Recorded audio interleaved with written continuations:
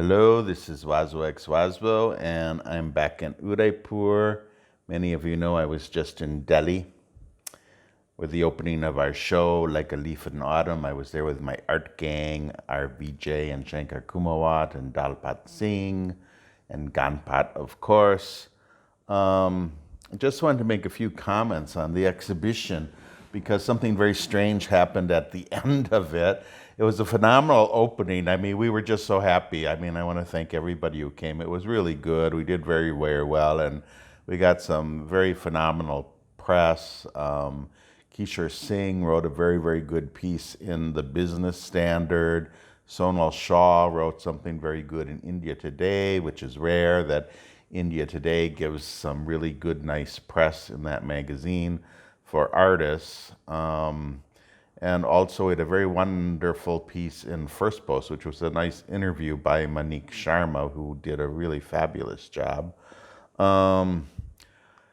So we were happy and very happy, and nice seeing people in Delhi and, all of that. But I just want to say that something strange happened at the end, and that is that India Art Fair tried to do something very nice. They posted an image of one of our works, and the work was from the series In the Garden of Archetypes. I think it was In the Garden of Archetypes #1, actually. And it was the piece with the Aphrodite Venus character, who's, of course, taken from the Botticelli painting. And then up in the tree is Krishna, Lord Krishna. And Lord Krishna is seemingly in this painting extending a towel or a cloth to Aphrodite to garb herself in. It doesn't seem like he's stealing clothes. It's more like he's giving the clothes.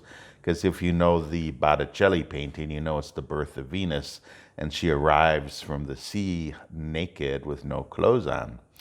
And then in the background, there is, of course, the character that represents myself, and I'm covering my eyes. And to the left, there's an Indian man sitting on, I think, on a blanket. I think he's on a blanket, maybe just in the grass, but he's naked. He just seems to be waiting for somebody. Now, this is a pretty tame painting, right? It was the last thing I thought would be controversial in the show. Well, when India Art Fair put it on their Instagram feed, did very well. It went up, I think, as of last count, it's up to like 1,700 likes or something like that, and lots of very nice comments. So very happy to see that. But they also put it on Facebook, on their Facebook page. And to my surprise, I mean, I really was surprised, we started to have a bit of a pile-on from people who were claiming that it was offensive to Indian culture, or that it was lewd, or that it was indecent. And there were comments coming from Indians as far away as California in the USA, saying that whoever was the artist of this didn't know a thing about painting. Which, that's always a relative matter. Maybe I don't know a thing about painting. I don't know, but that's a relative issue. I rather doubt that this person knew a thing about painting. Anyway, I'm going to be putting some of these images up on the screen, and I'll just put up some of the comments. Ganpat grabbed very quickly a couple of the comments that were up there before it was taken down. What I did is I had Espas call India Art Fair and request them to please take the post down off of Facebook only, because that's where the pile-ons seem to start.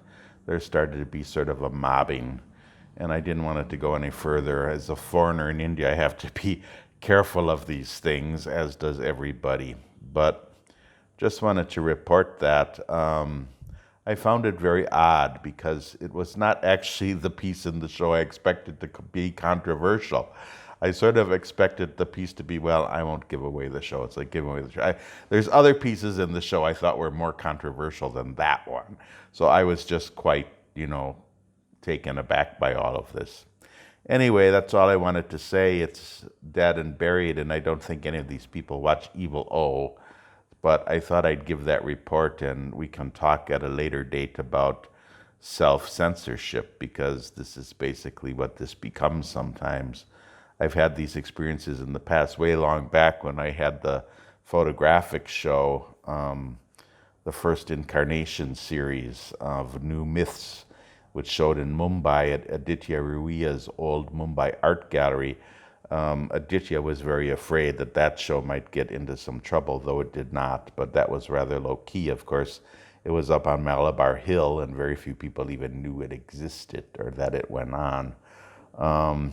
Anyway, this is India. This is the world we live in.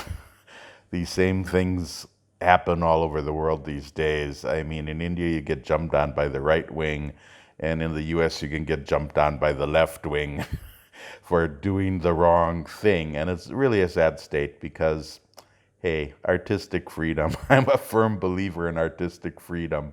Let's keep it free, that we can say and do and think what we want. It's so important. Anyway, good night from Evil O in Udaipur. Bye.